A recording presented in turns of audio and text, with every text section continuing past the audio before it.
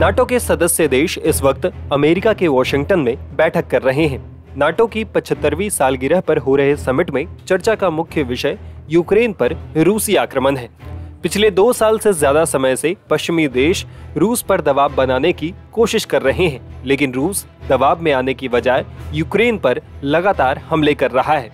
इसी बीच नाटो के सदस्य देशों ने यूक्रेन को लगातार मदद का भरोसा दिलाया है। इस समिट में यूक्रेन को नाटो का सदस्य बनाने से लेकर सदस्य देशों की तरफ से यूक्रेन को हथियारों की सप्लाई तक को लेकर बातचीत हुई। नाटो के महासचिव ने यूक्रेन को नाटो में शामिल करने की वकालत की। हालांकि नाटो के 32 सदस्य देशों के सम्मेलन में इसके लिए कोई समय सीमा नहीं तय की गई है। वहीं सदस्य देशों का कहना है कि रूस यूक्रेन युद्ध में यूक्रेन की कोशिशों के लिए उनका समर्थन अटूट है।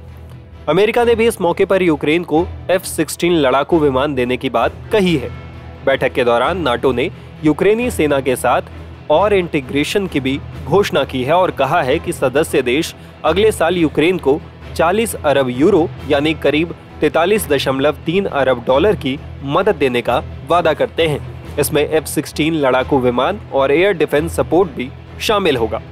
नाटो के महासचिव जेन्स स्टोलटनबर्ग ने कहा है कि यूक्रेन को दी जा रही मदद चैरिटी नहीं है, बल्कि इसमें हमारे अपने सुरक्षा हित शामिल है।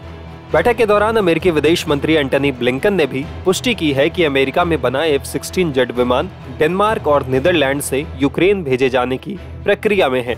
बता दें कि रूस के खिलाफ युद्ध में यूक्रेन को इस तरह का आधुनिक विमान पहली बार मिलने जा रहा है। यूक्रेनी राष्ट्रपति वोलोदिमीर जेलेंस्की लंबे समय से इसकी मांग कर रहे थे। ब्लिंकन ने शिखर सम्मेलन में बताया कि विमानों का इस्तेमाल इसी गर्मी के दौरान किया जाएगा। बैठक के दौरान नाटो देशों के एक संयुक्त बयान में कहा गया, यूक्रेन ने हाल के महीनों में जरूरी लोकतांत्रिक, आर्थिक और सुरक्षा सुधारों पर ठोस प्रगति की है, लेकिन उसे नाटो की औपचारिक सदस्यता आमंत्रण सभी शर्तों को पूरा करने के बाद ही दिया जाएगा। यूक्रेन इस जरूरी काम को जारी रखता है तो हम उसे नाटो की सदस्यता और यूरो अटलांटिक एकीकरण के लिए उसका समर्थन करना जारी रखेंगे।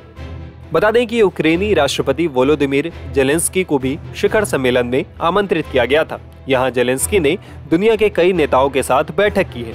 वो अमेरिका में यूक्रेन के लिए सभी दलों का समर्थन जुटाने की कोशिश करते दिखे। बता दें कि इस साल की शुरुआत में अमेरिकी कांग्रेस में गतिरोध की वजह से यूक्रेन को मिलने वाले एक बड़े सैन्य सहायता पैकेज में कई महीनों की देरी हुई थी।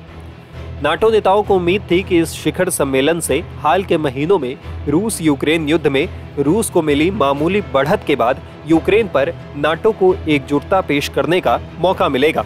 हालांकि यूक्रेन में इस बात को लेकर थोड़ी निराशा हो सकती है कि उसे नाटो की सदस्यता कब मिलेगी। इसका कोई स्पष्ट संकेत नहीं दिया गया है। टाइम्स नाउ भारत डिजिटल की रिपोर्ट।